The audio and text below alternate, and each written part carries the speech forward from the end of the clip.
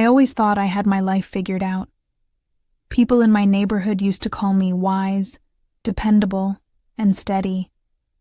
I was the woman who could cook a meal out of scraps, the woman who knew how to soothe a crying child, the woman who had lived long enough to give advice that carried weight. To my family, I was the backbone. To the children around me, I was Grandma, even though some of them were not mine by blood.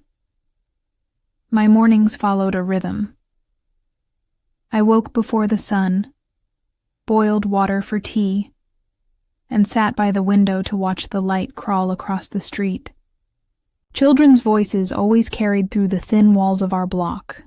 They came running, shoes untied, hair messy, calling out, "Grandma, Grandma, are you making breakfast today?" They didn't live under my roof, but they might as well have. I brushed their hair, stitched their clothes, and packed their lunches as if my hands had been made for that purpose alone. Neighbors admired me for it. At church, people would smile and say, "You're blessed to be surrounded by so many little ones." I nodded and smiled back, proud of the way they clung to me. Some even whispered that I was more mother than their real mothers. I never corrected them, because it felt true. My house was their safe place. My lap was their pillow. My arms were their shield. My husband often joked, "You've built yourself a second family." I laughed then, not knowing how sharp that truth really was. I believed in duty. I believed in loyalty. And above all, I believed in love, the kind that never runs dry. That's why when children looked at me with tired eyes or empty stomachs, I never asked whether it was my responsibility. I simply acted. I bought shoes when their soles had worn out. I sewed costumes for their school plays. I spent late nights nursing fevers, whispering prayers over their beds. I thought that made me strong. I thought it made me needed. But looking back, I realize it made me blind. There were small moments that should have made me pause. The way one little girl had her father's smile but never mentioned his name. The way my husband sometimes vanished with the excuse of helping a neighbor. The way my best friend's laughter always rang louder when he was near. I noticed these things, but I buried them under chores and recipes. I told myself, "You're imagining shadows." To the children, I was second mom. To my friend, I was a convenient helper. To my husband, I was the cover that kept his secret safe. But at that time, none of it was clear. At that time, I believed I was doing God's work by keeping families together, even if it meant wearing myself thin. I believed my loyalty was my crown. I had no idea it was being used against me. The days flowed one into another, like beads on a string. Morning tea, children's footsteps, laughter in the yard, dinner at the long table, bedtime stories whispered under dim lamps. Ordinary life, happy life. At least that's what I thought. What I didn't know, what I couldn't even imagine, was that for 15 years I was not just the caring neighbor, not just the godmother, not even just the trusted friend.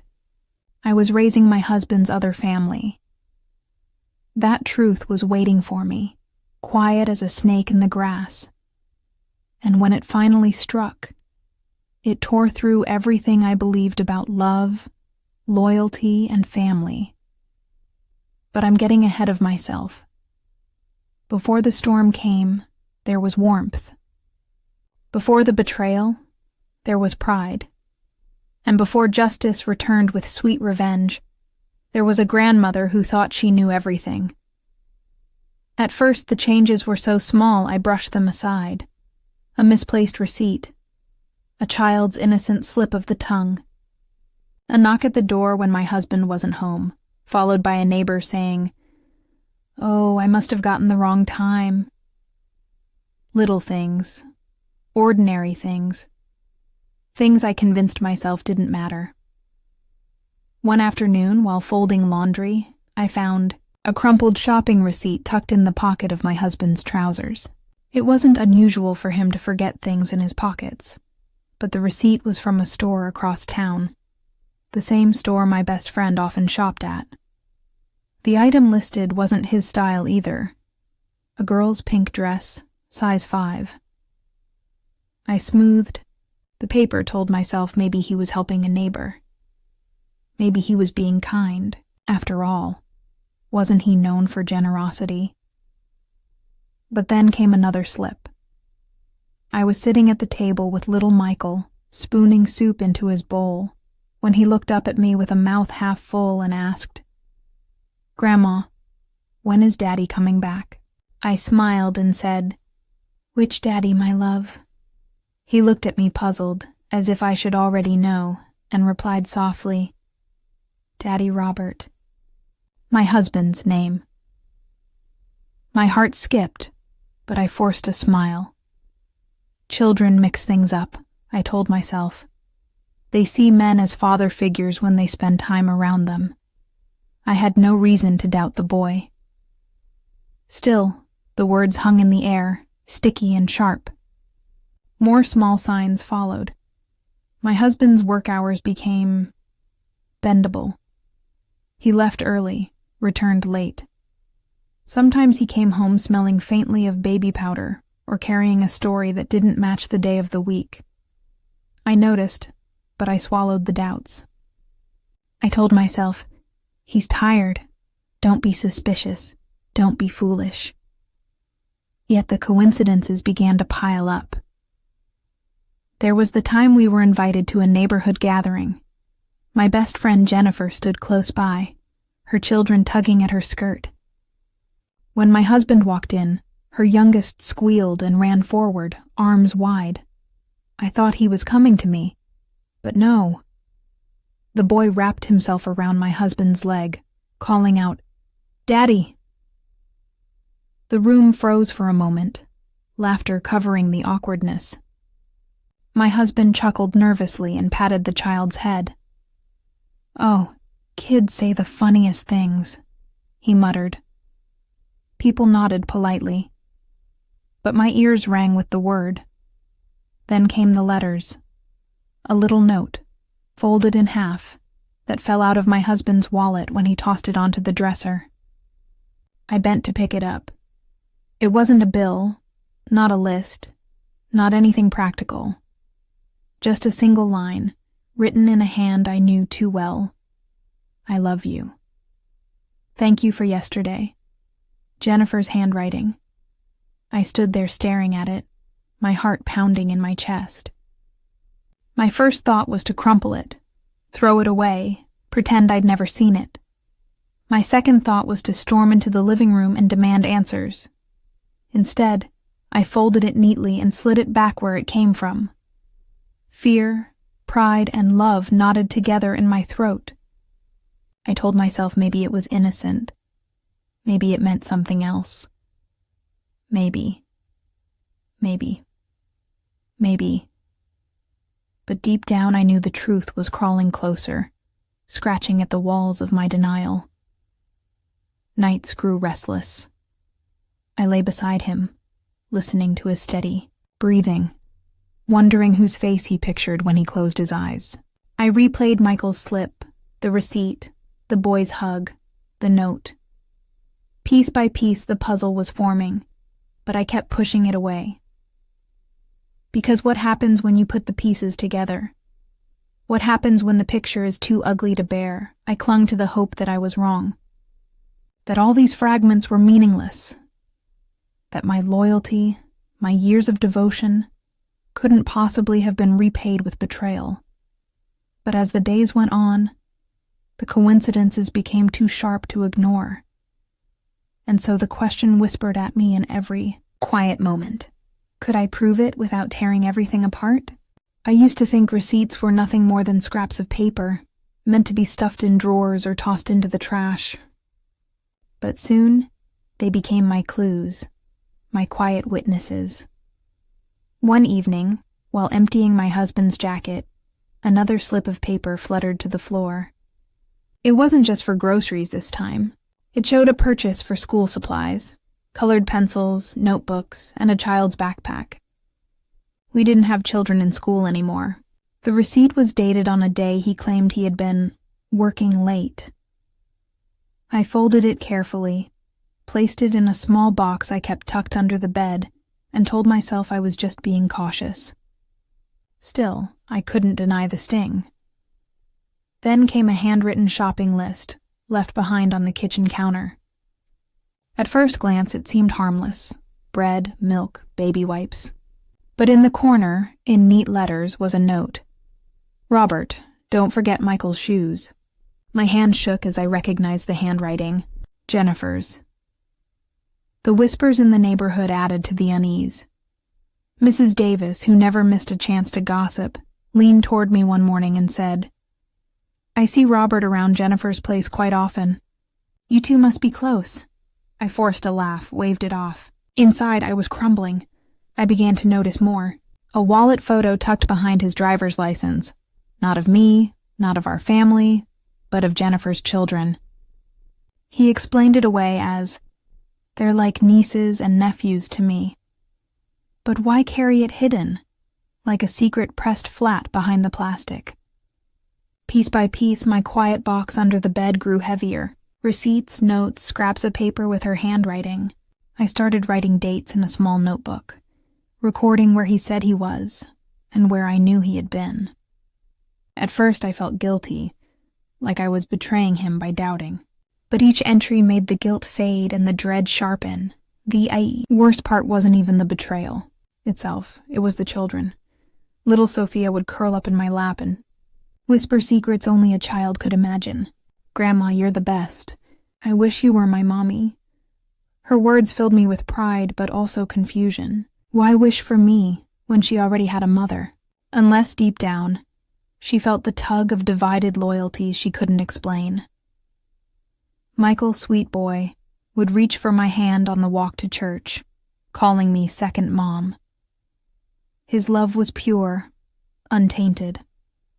And Daniel, still toddling, stretched his arms toward me before anyone else. Their trust was a balm to my heart.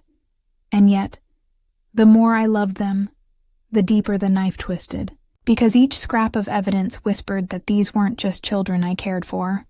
They were my husband's children. I found myself staring at them, memorizing their faces, searching for his features in their smiles. The curve of a cheekbone, the shape of an eye, the familiar arch of a brow. Was I imagining it, or had the truth been written on their faces all along? The betrayal didn't just sit between me and him, it seeped into my bond with them. Loving them made me ache. Every hug, every kiss goodnight, carried the weight of a secret I wasn't supposed to know. Still, I stayed silent. I played the role of the doting godmother, the loyal friend, the steady wife. But behind closed doors, I stacked the proof higher, building a private dossier no one else could see. Every receipt I tucked away. Every note I copied into my notebook. Every whispered comment, every slip of the tongue. I recorded it all, because someday soon, I would need more than suspicion. I would need the truth solid in my hands, and when that day came, there would be no denying it. Once the receipts started piling up, I knew watching wasn't enough. I had to test him, quietly, patiently, without letting him suspect. I began with his comings and goings. Robert always said he worked late on Thursdays. So I marked the clock. I noted when he left, when he returned, and how long it should have taken him to cross town. The numbers never matched. An hour here, 40 minutes there, sometimes more. When I asked, he said traffic was bad or a meeting ran over. But I knew better. Traffic didn't smell like baby powder. Meetings didn't leave lipstick faint on a shirt collar. I started checking the details. His clothes became my evidence. A shirt folded inside out had the faintest trace of perfume. Not mine. A pocket carried a crayon, blue wax pressed against the fabric, the kind a child might use in school. And once, in the lining of his jacket, I found a strand of hair. Not mine, not the right color. My stomach dropped as I held it in the light. I grew bolder. When he said he was heading to the hardware store, I waited 10 minutes and followed in my old car. I kept my distance, hands slick with sweat on the steering wheel. But he didn't turn toward the store. He turned toward Jennifer Street. I parked far enough away not to be seen, but close enough to watch him walk up her steps like a man coming home. That night, when he came through our door, I asked him how busy the hardware store had been. He smiled, said, "Empty. Everyone's waiting for payday." I nodded, biting my tongue. The lie slid so easily from his lips that it frightened me. How many times had he done this before? The children, without knowing, confirmed my fears. One evening, little Sophia asked me, "Grandma, will Daddy be back tomorrow?" She meant Robert. Her eyes sparkled with certainty, the kind children carry when they believe in something. My heart twisted. The truth had escaped through their innocent mouths, yet I smiled, kissed her cheek, and tucked her in. I kept recording everything in my notebook. Dates, times, smells, words. I was no longer a wife ignoring shadows. I was an investigator building a case. Each entry made the betrayal more undeniable. And yet, the cruelest part was that my love for the children deepened with every passing day. The more I uncovered, the clearer it became that the very children I was raising as my own blood were his flesh and bone. They belonged to him, and he had stolen my love to cover his double life. At night, I lay awake, the ceiling pressing down on me. My mind circled the same tormenting questions. Should I confront him outright and risk a storm that could hurt the children, or should I confront Jennifer, the woman I had trusted with every secret, every laugh, every tear? Both paths would lead to pain. Both would tear apart the world I had built with my own hands. But I couldn't stay silent forever. Silence had already robbed me of too much, so I sharpened my resolve. I had the receipts. I had the proof. What I needed now was courage. And the question that echoed louder than all the rest was this: would I confront him, or the one I called my best friend? I chose the morning carefully. The children would still be asleep, and Robert would be at work. If there was ever a time for truth, it was then. When Jennifer opened the door, her face paled.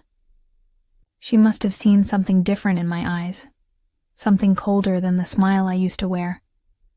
Still, she stepped aside, letting me in without a word. The kitchen smelled of coffee and cinnamon toast. We had shared hundreds of mornings in that same room, planning birthday parties, trading recipes, laughing until our stomachs hurt. But that day the air was heavy. The chairs looked harder, the table colder. It wasn't a friend's kitchen anymore. It was enemy ground. I sat down and folded my hands. My voice didn't shake. "I know everything," I said. Jennifer's eyes filled with tears instantly, not of shock, but of recognition. She knew the performance was over. "I know Robert is the father of your children," I continued, my tone steady as steel. "I know you've been with him since before he married me. For 15 years I've loved and raised the children you two created while you smiled in my face." Her shoulders slumped. "Patricia," she whispered, her voice breaking. "You don't know how many times I wanted to tell you. How many times I almost doesn't count," I cut in, my calmness sharper than any scream. "For 15 years you lied to me. For 15 years you let me spend my money, my time, my love, as if I were the fool who didn't deserve the truth. You didn't just betray me. You stole my life." She wept openly then, hands trembling against her coffee cup. "Robert told me he loved you. He told me he loved both of us. I didn't know how to stop it once it started, and when Sophia was born it was too late. I wanted to hate her. I wanted to scream, but all I felt was a hollow calm. Too late for you, maybe, but never too late to tell me. And yet you chose silence, every single day. For a moment, the only sound was the ticking of the kitchen clock. My heart beat in time with it, slow and heavy, like a drum inside my chest. And then, little footsteps. Michael, still in his pajamas, wandered in with sleepy eyes. He looked at me and smiled. "Good morning, godmother. Are you making me breakfast?" I swallowed hard, fighting back tears. "Of course, sweetheart," I said softly, rising to ruffle his hair. My hands shook as I poured him a bowl of cereal, the most ordinary act in the most devastating moment. Daniel soon toddled in, clutching his blanket, reaching for me as he always did. I picked him up, rocked him gently, my voice low so he wouldn't sense the storm brewing just feet away. Jennifer wiped her tears and whispered, "See? They love you. They always have." Her words stung worse than any blade. They weren't just children I loved. They were proof of the betrayal I had lived blind to. I looked at her over Daniel's tiny head and said, "I won't scream. I won't fight you here. But don't mistake my calm for forgiveness. I can't live this lie any longer. These children deserve to know the truth about their family, and I deserve my life back." She whispered apologies, over and over, but apologies don't stitch back a soul once it's torn. When I left that kitchen, I knew I had crossed a line. I wasn't the silent fool anymore. I wasn't the godmother who accepted scraps of truth. I was the woman preparing for the end of the performance. But the real showdown had to be public. Once the truth sat fully in my hands, silence was no longer an option. But I also knew I couldn't explode in rage. Screaming would only make me look weak, unstable, even pitiful. No. If I was going to end 15 years of lies, it had to be on my terms. Calm, clear, public. So I began to plan. At night, while Robert slept, I sat at the small desk in our bedroom with a notebook. I wrote down everything I had collected, the receipts, the notes, the times he disappeared, the whispers from neighbors. I documented it all in neat, steady handwriting. Not for him, not even for Jennifer, for me, so I could look at the proof and never doubt my own eyes again. I placed the receipts into envelopes, sorted by year. I clipped Jennifer's notes together. I even copied my own diary entries, making a small record of how long the performance had lasted. It wasn't a scrapbook. It was an arsenal. But I didn't want to just keep the evidence. I wanted my words to be as precise as the paper. I rehearsed what I would say. Short, sharp sentences that would cut deeper than any shout. I stood in front of the mirror, looking at the woman I had once believed was naive, and I practiced saying the words that would break the lie wide open. I chose the day carefully. A birthday party. One of the children's, the perfect stage. Everyone important would be there. The neighbors, family, even the women we worked for. No one would be able to pretend it hadn't happened. No one would be able to dismiss me as bitter or mistaken. They would all hear the truth together. I told my sister Linda a week before. We sat at her kitchen table, and I laid out the evidence in front of her. Her hands shook as she read the notes, flipped through the receipts.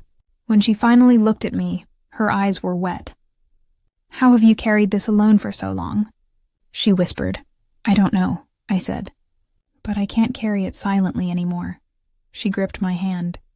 "Whatever happens, I'll be there." Her promise steadied me more than she realized. For 15 years, I had felt alone in my suspicion, in my quiet pain. Now, for the first time, someone else knew the truth. I wasn't crazy. I wasn't imagining things, and soon everyone else would know too. The night before the party, I prepared my things like a soldier before a battle.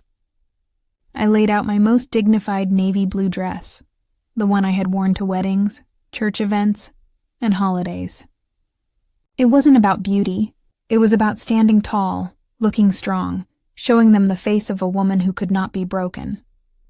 I packed a small envelope with divorce papers I had already signed. My hand had trembled when I wrote my name across the bottom line, but the signature was bold, final. That envelope would be my last word. I barely slept that night. My body trembled with a strange mixture of dread and relief. I knew the performance was about to end, but endings never come easy. As dawn broke, I looked at myself in the mirror one last time. The woman staring back wasn't the same one who had folded children's clothes in blind devotion. She wasn't the fool who ignored receipts or explained away lipstick stains. She was someone new, and as I breathed in, I whispered to myself, "This isn't revenge. This is dignity," because when I stepped onto that stage, I wasn't just exposing them. I was reclaiming myself. The stakes couldn't be higher. This reveal wasn't just about breaking lies. It was the pivot point of my life. The yard was strung with balloons in yellow and blue, the boys' favorite colors. Tables were lined with food, the smell of roasted chicken and frosted cake in the air. Laughter floated above the chatter of neighbors. On the surface, it was just another family celebration, but for me, every detail felt sharpened, every sound louder, every smile like a mask. I was counting the minutes. I greeted guests as I always did. I played with the children, carried plates, even snapped a few pictures. No one would have guessed what I was holding inside. I was calm, too calm. It was the stillness that comes before thunder. When the food was cleared and everyone waited for the cake, I asked my sister to help gather the guests. They sat in rows of folding chairs, smiling, expecting the usual sweet words. My husband stood by the cake, Jennifer beside him, both unaware of what was about to come. I took a step forward. My heart pounded, but my voice was steady. "I want to thank all of you for being here today to celebrate Michael's birthday," I began, smiling as if nothing was unusual. For the last 5 years, I've had the privilege of being godmother to him, to Sophia, and to Daniel. They've brought so much joy into my life. The crowd nodded, murmurs of agreement rising. It sounded like the opening of a typical toast. "But today," I continued, my voice cutting through the air like glass, "I want to make a different kind of announcement." The smiles faded, heads tilted, curious. "I want to publicly congratulate Robert and Jennifer. After 15 years of keeping their relationship a secret, today we can finally acknowledge them as a family. Because Robert is the father of these children." The silence was deafening. Faces froze mid-smile. I watched as the color drained from Robert's cheeks. Jennifer clutched the table, trembling. "Yes," I pressed on before anyone could interrupt. "For 15 years, I raised my husband's children, believing I was their godmother. For 15 years, I loved them as my own, while Robert and Jennifer laughed at my loyalty." Gasps rippled through the yard. Neighbors leaned forward, wide-eyed. Some women covered their mouths. Others whispered fiercely to each other. Michael shifted nervously in his chair, not fully understanding but sensing the storm. He ran to me, clinging to my leg. I lifted him into my arms, kissing his hair. My voice softened for a moment. "These children have been the greatest blessing of my life. I will always love them." Then I turned back, my eyes locking on Robert. "But my role in this performance is finished." He stumbled forward, hands raised. "Please don't do this here. We can talk privately. Don't drag the children into this." I met his plea with a calm so cold it startled even me. "You worried about hurting the children now? That concern is 15 years too late. You weren't worried when you built your home on my broken heart."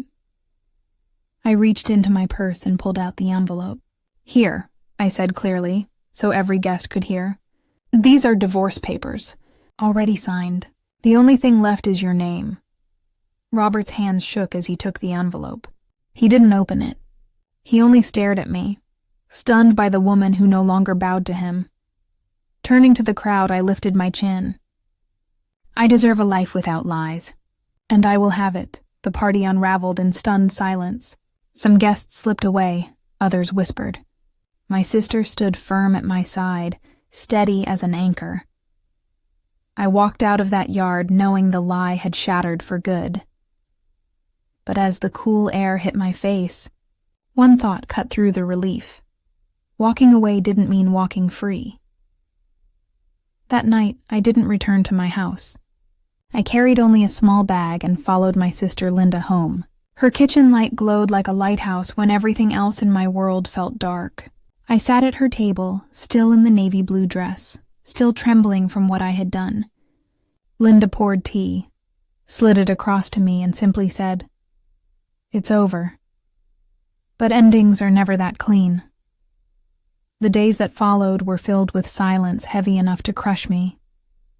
The phone rang, but I let it ring. The curtain stayed closed, though the sun streamed outside. At Linda's, I listened to the ticking clock and wondered who I was now that the lie had been torn away. The community reacted in its own divided ways. Some neighbors knocked on Linda's door with casseroles and gentle words.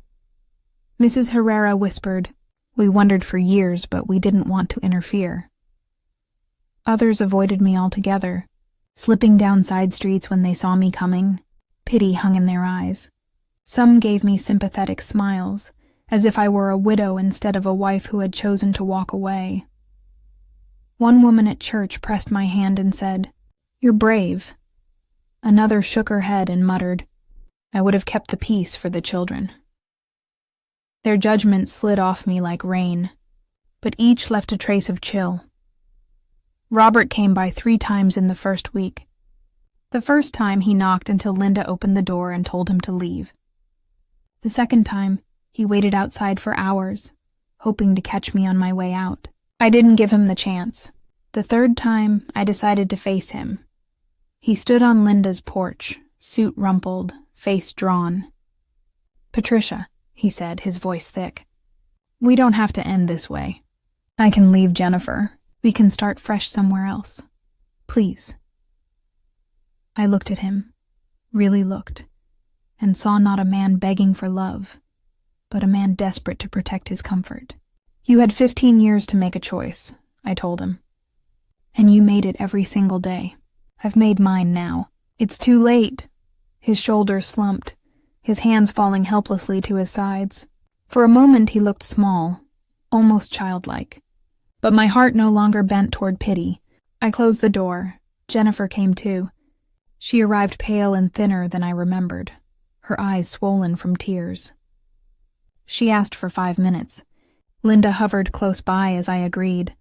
Jennifer's voice cracked as she spoke. "I never wanted to hurt you. I thought I could manage it. Thought you were happy with the children. I depended on you. You were my friend, Patricia." I listened quietly, my arms crossed against my chest. "Friendship doesn't mean turning someone into a fool," I said. "Friendship doesn't mean stealing 15 years. Tears streamed down her face. "I'm sorry," she whispered. "I'll regret it for the rest of my life." I believed her regret was real. But regret doesn't erase a lie. Regret doesn't give back lost years. When she left, I didn't feel anger. I didn't even feel relief, just distance, an invisible wall that would never fall again. That night, lying on the spare bed in Linda's house, I breathed easier than I had in years. Not because the pain had passed. It hadn't, but because I had chosen myself. I had chosen to step out of the performance, to stop carrying the weight of someone else's sin. And as I drifted to sleep, I realized something important. The silence wasn't punishment. It was space. Space for me to decide what came next. I packed my life into 2 suitcases and boarded a bus headed north. Orlando disappeared behind me in the rear window, its palm trees shrinking until they looked like painted lines against the horizon. Ahead lay New York City, a place so vast and loud that I believed I could bury my old life inside it. The first weeks were brutal. I rented a single room above a laundromat in Queens. The air smelled of soap and steam, and the noise from the machines rattled the floor at night. I worked as a cleaner in office buildings, scrubbing floors long after the executives had gone home. It wasn't glamorous, but it was honest. Every dollar I earned came from my own hands, free from the lies that had once tied me down. In time, I found small freedoms I had never known before. I could decide what to eat without cooking for someone else's schedule. I could walk through Central Park on a Sunday without waiting for permission or pretending not to see the truth.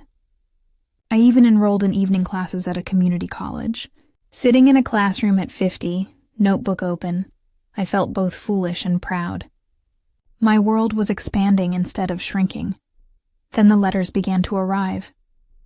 At first, one from Sophia, her handwriting clumsy but heartfelt. Dear Godmother, I miss you. Mommy says you moved far away.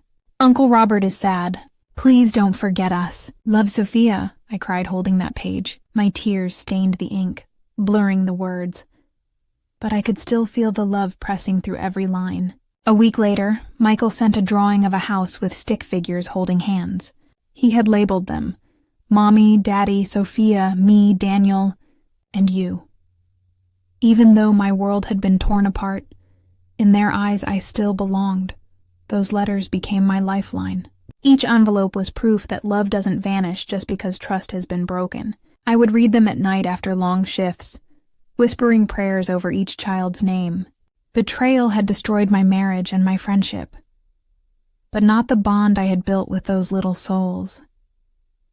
Slowly, I began to rebuild. Not only my circumstances, but my sense of self. I learned how to take the subway without fear, how to stretch $20 across a week of groceries, how to laugh with strangers who became friends. For the first time in decades, my choices were mine alone. Yet forgiveness lingered like a question I couldn't answer. Could I forgive Robert for stealing years of my life? Could I forgive Jennifer for twisting my trust into her shelter? And most of all, could I forgive myself for ignoring the signs? Some nights the anger returned sharp and hot. Other nights the loneliness whispered louder than the city sirens. But when I unfolded the children's letters, when I saw their love untouched by the sins of the adults around them, a softer voice rose inside me. Maybe forgiveness was less about them, and more about me. I didn't have an answer yet. But I knew this much. I had survived the fire. I was standing in the ashes, yes, but I was also learning to plant seeds there. And in time, perhaps, something new would grow. Loop. Could I forgive, even from afar?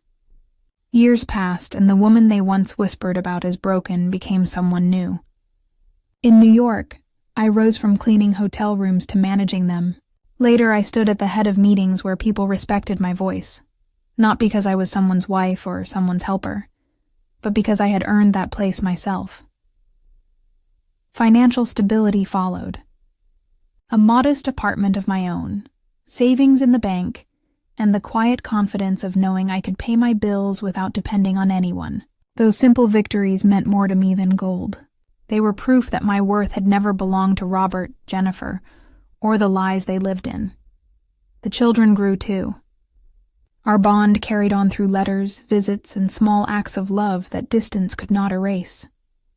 Sophia, always wise beyond her years, once wrote, Godmother, I told my class you are the bravest woman I know.